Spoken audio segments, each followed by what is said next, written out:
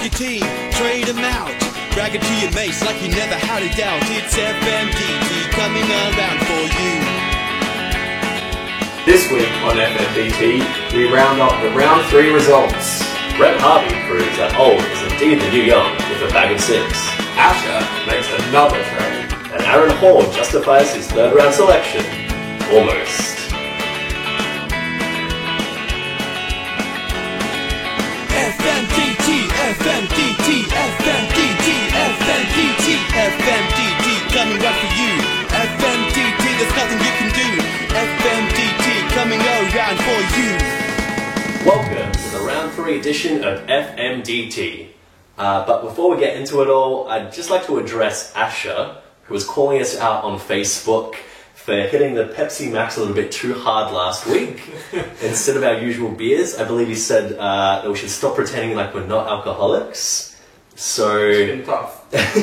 well, I'm also one that easily succumbs to peer pressure, if you know anything about me. So, here's to you, Asher. We got a vodka bottle ready. We're going to hit it hard. Ready, Shane? Yeah. Look. Oh, that sounds good. This is one. Alright. Yeah. To peer pressure, to alcoholism, to FMDT. It's a Thursday afternoon.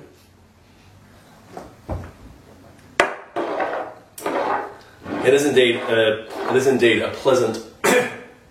It is indeed a pleasant Thursday afternoon that we are filming today. So we're going to recollect a little far back, a few days ago. But how did you find your last round, Shane? I've wiped it from my memory. Yeah, wasn't a good one. I was surprised. I was very comfortable that I was going to win. I didn't have a doubt right until the second last game of the round. And this little guy strolls down the field in a helmet. Caleb Daniel. Who's Caleb Daniel? And why is he scoring 128 points and making me lose? And I said to you, are you not worried about the way that Nathan Jones is being tagged? And It was fine, it was all good, but his 128 stole the game from me. And Johannesson in the same game only got 67. So Swap that scores around is ripped what I out. was more expecting, and 120 from Johannesson and 70. So it takes a defeat for the first time this season, is what you're telling us. Yeah, I need another one of these. And it doesn't taste good. Fair enough, buddy. Fair enough. Well, my week went a little better than Shane's. I was actually really, really happy at the start of the week. So I had a few injured stars come back. Shields, Robbo, even McGlynn. Shane made an appearance. And suddenly I didn't feel like weeping when I looked at my team list. First time. That's right, exactly. There was a completely new air of confidence around the club. And yeah, I went to the battle pretty confident. I kind of actually felt like Hawthorn taking on the Dogs with Cam. So, Cam, kind of like the Dogs, has never really been near the top, not recently anyway. And he showed some big promise and a lot of flashes of brilliance this season, though, just to start off with. I, on the other hand, have started off with a pretty injury-plagued team. Yep. And, hasn't been looking good for me at the start. So Cam used his flashy talents to build a little bit of a lead. But going to the final stretch, I don't think the experience of a two-time finalist can be discounted. Right, of course. And we managed to clinch it in the dying minutes. And I really don't like comparing myself to Hawthorn. That's probably the last time I'll do it. But I think, just like them, I was pretty fortunate to get away with that one. Cam had Darcy Lang in the final game, who only got him a 49, despite Geelong basically, dominating. Yeah, and beating up on a literally defenseless Brisbane Lions. Really, yeah. Alright, so we're bringing back one of our favourites from last season, Love or Hate, just to give us a little bit more to talk about our teams, because we love to do so. Bart does. Just a little. I won't necessarily be all about our teams though, but who are you loving this week, Shane? Pretty obvious, really. Is it? Brandon Ellis. Right. 144 after his slow start. Did it right, Hitting his straps, my round 6 keeper. Pretty happy. Not playing in the backs, actually playing in the mids. So Said to you before, I'd prefer him to stay a mid and be getting 140s than be playing back and getting 70s. you did say that indeed.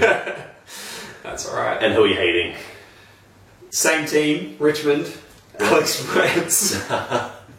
Only because I played him on my field last week Right. for 54. Right.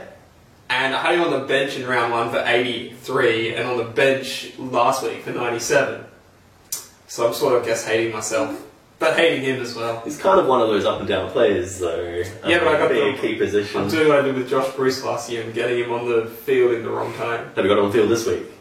No, he's playing Friday night. Ah, loophole. Perfect. Alright. Perfect play for a loophole, really. And a hate.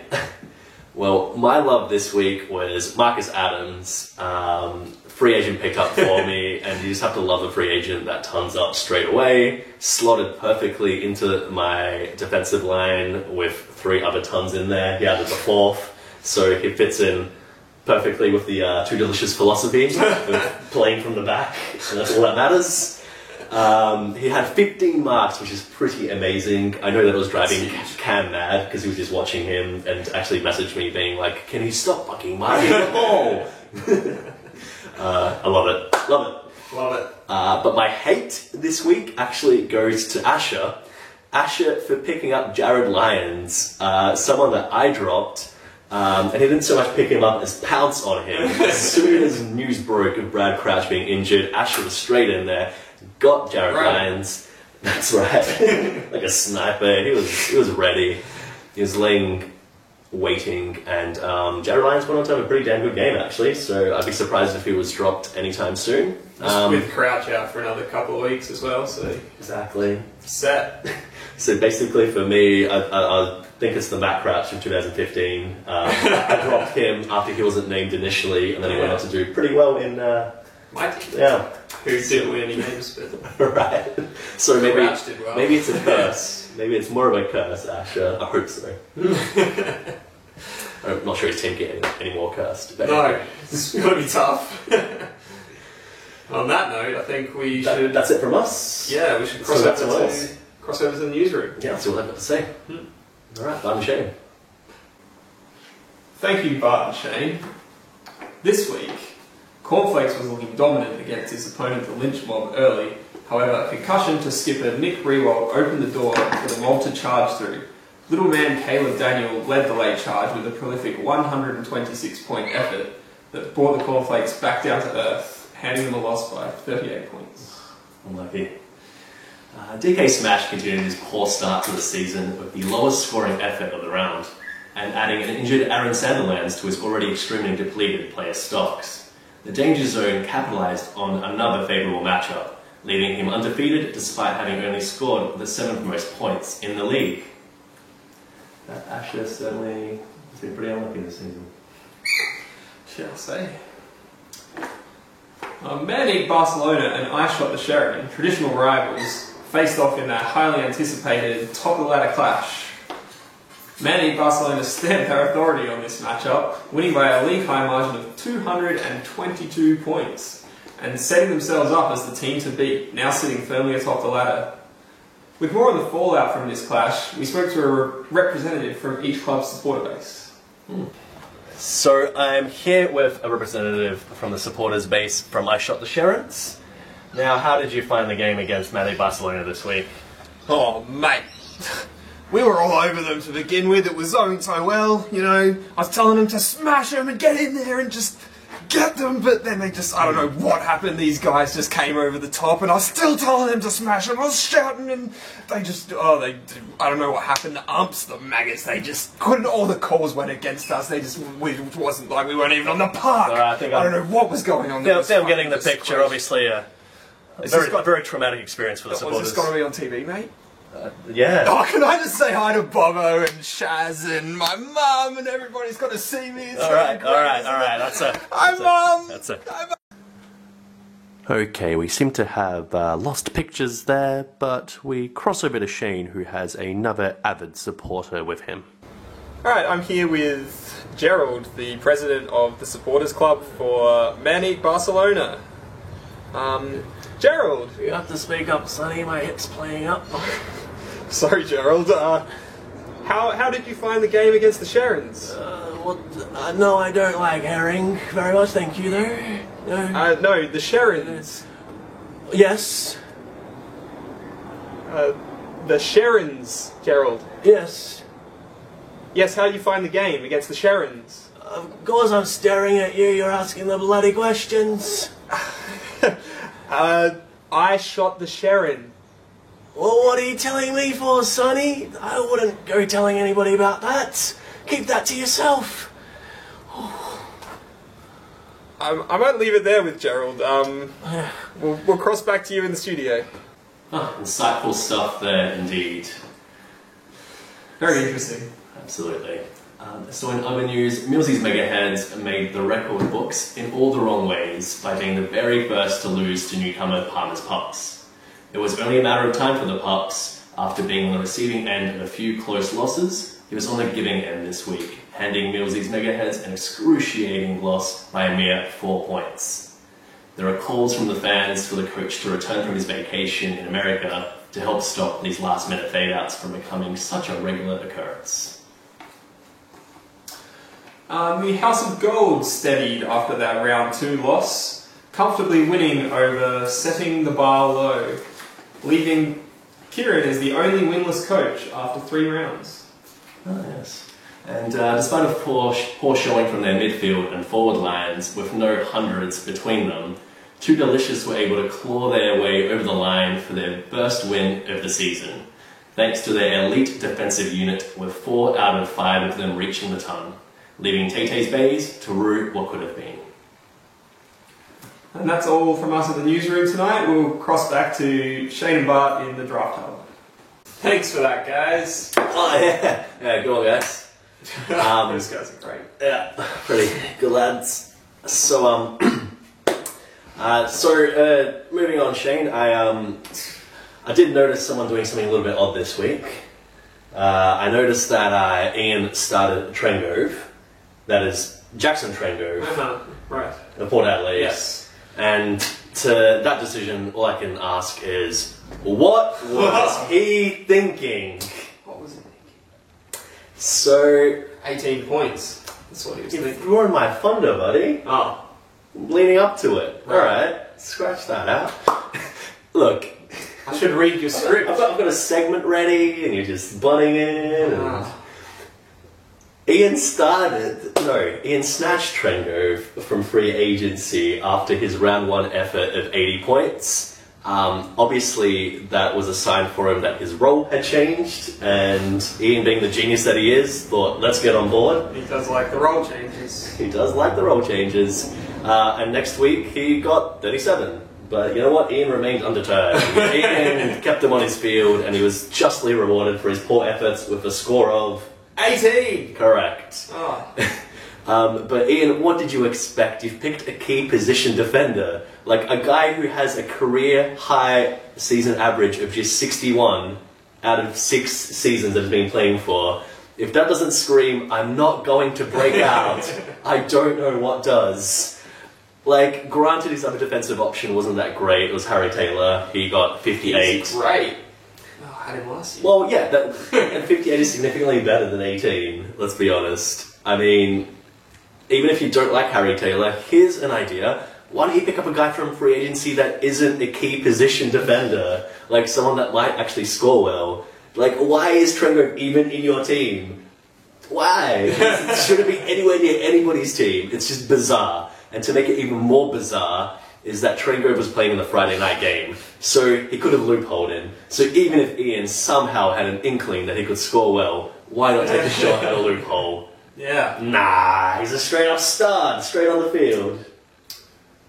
I can't say too much because he still beat me this week. He did, and it's a pity that he did, because this would have been even more justified, but it was still a bad decision, and all I can say to that is, what was he thinking? As a consolation, what was he thinking? Kieran did a pretty similar thing actually with the last minute addition of Paul Stewart, also from Port Adelaide. He scored him 48 points. He also could have loopholed him, he didn't, and he missed out on 30 points. I hope that Ian learns from his mistakes, because at the moment he's absolutely running away with this category. And I don't want to just pick on him every single week, so... Running away. He absolutely is. On 2 points. That's right. On a lighter note though, Shane, I believe you have a few nice little awards to give out this week. The studs. That's right. These studs. These Oh, you're bringing that back up. Yeah, it's a throwback to last year. Okay, all our loyal viewers. Yeah. Thirsty, go on. So, well, our highest scoring player this week, old man, St Kilda. Oh. Come on. A keeper for our new guy, Lee Montagna. Yeah. What a gift from the ghost ship. 160 points. That puts him as the top scoring centre and the top scoring forward. But we're all about fairness here in the studs category, so right. He'll just go for the forwards, and the centres get their own stud point as well. Unfortunately, this means that Sahil gets another point. So, We're racking them up, doing the opposite of Ian. but Aaron Hall, as we've heard in our promo at the start of the show, doing pretty well. 151 points, gets the top, or the second centre, but the top centre for studs purposes. Our biggest ruck. The biggest rock? Biggest ruck? Biggest rock? Well, he's probably not quite the biggest, but he'd be close. Right. The highest scoring ruck, coming back from last year, Todd Goldstein. Oh. What did he get this week? 149 points Really? from his 6 goals. Oh, of course 5 he goals. did. He got 5 goals. And it's funny because he lost out in hit-outs to Max Bourne. By a lot. By a lot. It wasn't close, but despite that. And our biggest defender, whatever, the highest scoring All defender, about the big guys, man. Get the fatties on the field. 140 points to Basha Hooley. Oh, of course. Not really the biggest, but yeah. No. So Ian gets, to offset his stud points there. He's got himself his first stud point Yeah. for the year. Well done. Also, by request, there's a new stud category. Oh, yes. By my request, actually. Might have some personal interest in this one, but go on. For the best free agent pickups. Yeah. So, going back Retroactively. retrospectively, round 1 was Toby McLean with 100 points for somebody. You never told me who it was for. It's for Steve. It was for the Danger Zone. For the Danger Zone. Steve gets his second point. Straight up ton. Good breed. Followed in round 2 by Martin Gleeson, who I believe was dropped or traded. He's basically the slut of the league. Because I picked him in the draft. I traded him to Asher on draft day. Asher dropped him. He got picked up by Cam, who got this score they're about to say. 95 points. And then Cam traded him after this back to Asher. So he's been on 3 teams. He's hit the waivers. He's done it all. It's round 3. Exactly. But he's also got Cam a stud point. Yeah. For that 95. Which brings us to round 3 this week, just gone. And the best free agent pickup was none other than Marcus Adams. What a gun. 106 points. Wow. Yeah. Good pick. Yeah. And you know how I knew he would do well, Shane? It's because he got a really high score last week. Well, you know, How? Jackson Trengo got a really high score in round 1. 80 isn't a very high score. So there you go, Bart. That's your first stud point. Thank you. Yes. You're equal with me. And Ian, I think. And a few other people. What a distinguished category. Yes. Distinguished company, rather. But Sahil's still leading the way on 4. Excellent. Good work, Sars. Nice. Here's Bart, the stat attack. Stat attack! Alright, this week, Shane, this week we're busting some myths.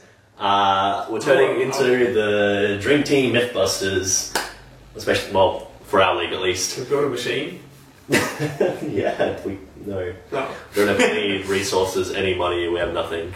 So we cannot do that, Shane. All we can do is look at busting the myth of team bias. So basically that's the notion that we are more likely to draft players from our supporter team more than any other. And so again, I've had a look at our draft, and as you well know, we have a league full of Crow supporters. Right? And so I thought probably quite a few Crows are going to get picked up by them. Turns out there's only really one sort of single, there's a single one-eyed Crow supporter, and that is Sahil, Romantic Barcelona, who had the equal most Adelaide players with 4. That was equal with the Freo supporter and Tay Bay's Cam. But 2 of Sahil's picks actually came in the final 4 rounds, so they're not necessarily telling of a team bias as such. The next most biased Crow supporter was Ian with 2 Crows. And a lot of the other Crow supporters actually only had 1 Crow on their team. That's the Danger Zone setting the bar low, and DK Smash. Yeah. But yeah, they only had 1. So is Danger Zone setting the bar low? Is that what you're saying? What? You're confusing me. I'm getting drunk. You are getting drunk, Shane. Okay, do you want me to use their names? Would that be the other Crow supporters who only had a single Crow on their team were Steve, Kieran, and Ash. Right? Anyway, so only 1, which not really much of a bias there at all. Looking at all teams, we had Cam get 3 Freo guys, we had Millsy with 3 Hawks, and myself with 3 Bombers. And those were the most, we were the most biased supporters with only 3 picks. So 3 from 26 is not really a lot. In fact, you'll find that Millsy seems to love the Dons more than he loves the Hawks. Drafting 5 Dons and only 3 Hawks. So careful, Millsy, because your dark secret might be out soon. Following that sort of suit, Max only took 2 Pies, but took 4 Lions. Ian had a big hard-on for the Tigers because he drafted 5 of them, but he only took 2 Crows, and one of those was not Eddie Betts. So what was he doing? Who knows? So I think with all that in mind, we can pretty conclusively say that the team bias myth is busted. Or is it? Exactly. Well, looking at free agent pickups, you'll see that actually Max has gone from 2 Collingwood players up to 4 now. And that includes dropping an ACL-afflicted Ramsey. I've sort of followed on the same path. I've picked up 2 extra Dons into my team, and Ian's done the same thing. He's got 2 extra Crows since the draft started. Right. So we might have to keep some tabs on this trend, and I think we might have to downgrade that rating to a plausible. Now it's time for the final segment, the Crystal Ball. Whoa, whoa. Oh, Alright. that was good. Glad you enjoyed it. So, last week we had a perfect round from me, capping off a fantastic week all round. I tipped against you, I tipped for myself, and I tipped for Sahil's old men to take down Max, and I was right on all fronts. So that puts me on 6, and I believe that puts you on 3, Shane. Yes. So, you got some predictions for this week? Yes.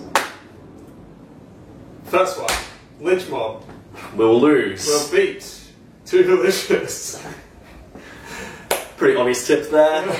I know, right? Yep. I'll be taking down that lynch mob pretty easily.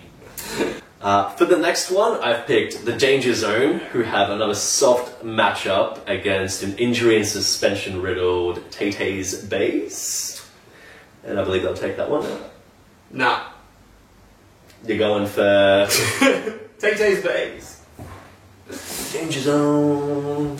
Alright. Coming at them. What a surprise. We disagree on our first 2 straight away. Oh, the battle of the bottom, DK Smash, and setting the bar low. And I think Smash will get it. Interesting, because I've actually gone for setting the bar low. We couldn't have planned this better. Yeah, I think he's going to set the bar a little higher than he might have expected this week and get over the completely cursed Jeffy Smash team, because they are cursed to fail. Oh, they got lions now. Yeah, and that's the curse. That is the curse. Enjoy that. You can drop in, get rid of the curse. For the next match, I reckon Palmer's Pups is going to get on a roll against you, Shane. Oh. And I think you've had your wins for the season. Oh, right. And Palmer's Pups has actually been doing very well in this competition, and I think he'll take this one out. It's alright, I'm projected to win Yeah. by 8 points. And you were predicted to win last week. I'm gonna win this week, though. We'll see, man. That's 4 different so Four. far. Fantastic. Ooh. Who do you pick with the next Surely one? the next 2 are the same. Surely. Man eat Barcelona over the Megaheads. Wow. Yes. yes. It's pretty hard to tip against. Can't go against his form at the moment. Nah, absolutely not. So I think he'll probably actually drive Millsy crazy with another close loss for Millsy. Another good score in it. Millsy might actually go mad. And for the last one, yeah, I've actually tipped. I shot the Sheridan for this one, Shane. Oh! I think they're going to bounce back. They had a poor showing last week. They're going to bounce back. It's an upset. I acknowledge it's an upset, but I think they can do it. I've gone for the favourites. House of Gold. Well, we'll see, man. This is an interesting week now. Yep. Very, We very agree on interesting. one thing. Amazing. So we'll see how our tips end up next week, and see who is the more mystical of the two of us. Oh, I felt neither of us even consulted the crystal ball. Well, I've had a chat with it during the week. Oh, he's cheating and lives here. It does look. Alright, that is the crystal ball. Alright. So I believe that brings our show to a close this week, Shane. Sorry. I did actually want to talk about one more thing though. A segment for next week or the next coming weeks. I think it'll be interesting to see what everybody's worst trade offers are, because I know there's been a few thrown around the league, and I think we could discuss them probably next week if we could. So let us know what those are. Tweet us. I know that you're actually a culprit of at least one of them. I did hear about you offering up Matthew Stokes for Gelwood. For Joel Selwood. Like, seriously? And my favourite thing was that Kieran countered that trade perfectly, because he was like, well, if you're going to give me that crap, how about Travis Cloak for Gary Ablett? Perfectly played, Kieran. Stokes was averaging more than he's still averaging more than Joe Wood. Averaging, well, Yeah. yeah, if you think that was a good trade, look, well, if you have any other crap like that, any other crap like that's been thrown at you, let us know and we'll discuss them in the show. Sounds good. But don't accept those trades. Alright, that's it. That's it. Thanks for That's watching. all. Nothing from me. Goodbye. No. Have a good Thursday out there. Drinking a whole bottle of vodka. Oh, actually, fucking happy. Prick. Alright, I'm here with Gerald, the president of the supporters club for I Shot the Sheriff. Start again. Yeah. You said Sharon so much. I know. Or you can just fast forward it coming in from above while you're pouring drinks. Shit, that's not how editing. You can't just do that. Like, oh yeah. But, like, it's just. But it's meant to magically appear. Oh, it magically disappears. It does both. No. What did it last week? Why has it suddenly lost its powers?